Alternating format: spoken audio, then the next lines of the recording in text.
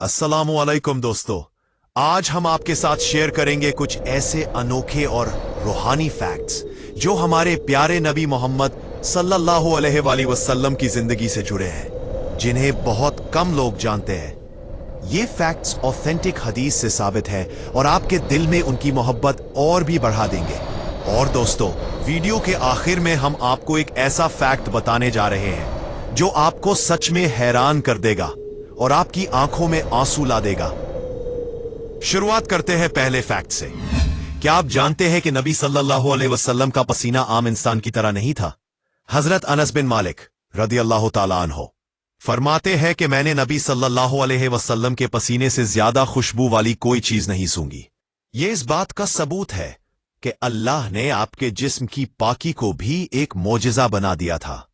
Fact 2, हम सब साथ में देखते हैं, लेकिन नबी सल्लल्लाहु अलैहि वसल्लम ने फरमाया, जिसने मुझे सापने में देखा उसने असल में मुझे देखा, क्योंकि शैतान मेरी शक्ल इख्तियार नहीं कर सकता।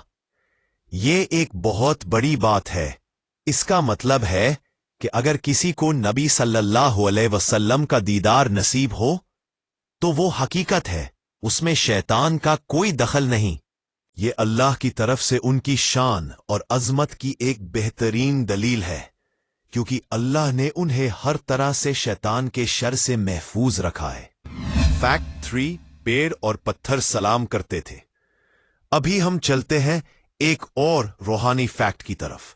आपकी नबुवत का असर सिर्फ इंसानों या जिन्नात पर नहीं, बल्कि बेजान चीजों पर भी था।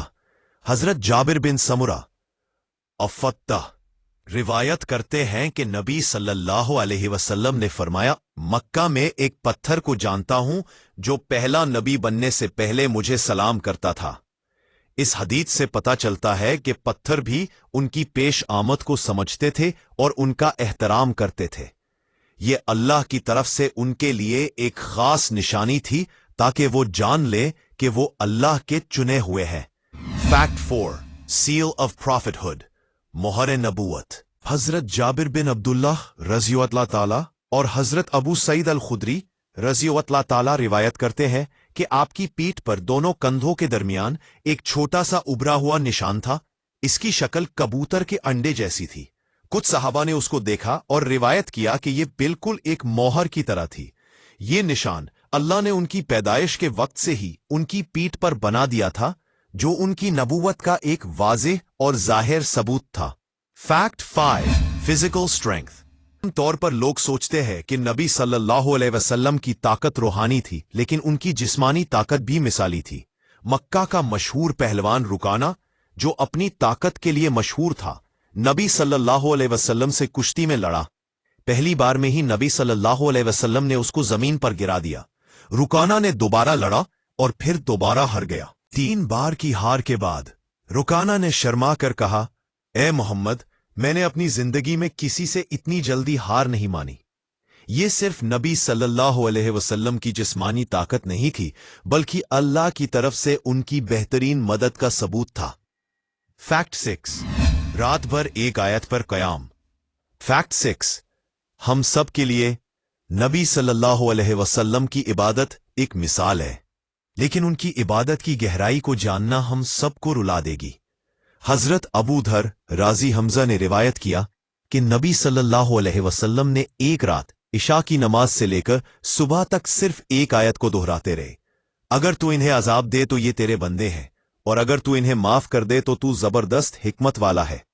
इस आयत पर आप इतना रोए कि आपकी दाढ़ी और सीना आंसुओं से भीग गया। ये है अल्लाह से मोहब्बत और खौफ की मिसाल। फैक्ट 7, सीना चाक का मोजज़ा।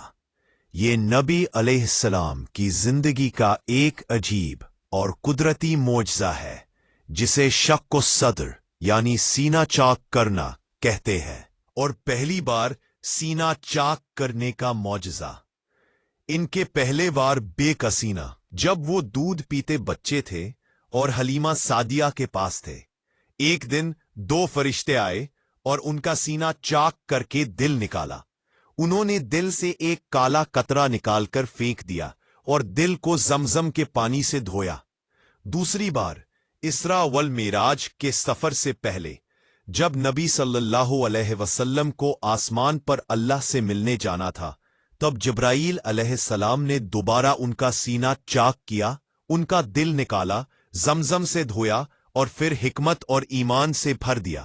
یہ معجزہ اس بات کا ثبوت ہے کہ اللہ نے آپ کو ہر طرح سے پاک اور پاکیزہ بنایا۔ تو دوستو، یہ تھے کچھ کم لوگوں کو معلوم فیکٹس ہمارے پیارے نبی محمد صلی اللہ علیہ وسلم۔ ان انوکھے واقعات سے ہمیں پتہ چلتا ہے کہ اللہ نے آپ کو کتنا بلند مقام عطا فرمایا۔